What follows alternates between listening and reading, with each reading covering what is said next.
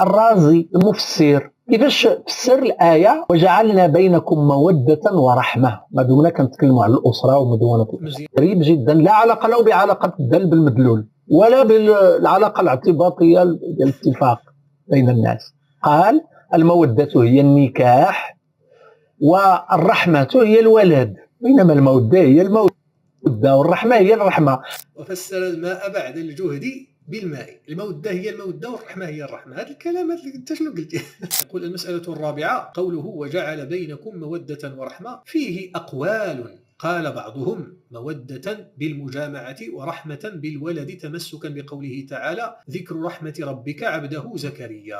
تمام. هنا الرازي ماذا؟ هنا الرازي شنو كيقول؟ كيقول لك فيه أقوال، ذكر الأقوال. وقال بعضهم محبة، علاش ما جاش بهذه؟ يعني هو نسب. قال بعضهم للرازي قال بعضهم محبة حالة حاجة نفسه ورحمة حالة حاجة صاحبه إليه.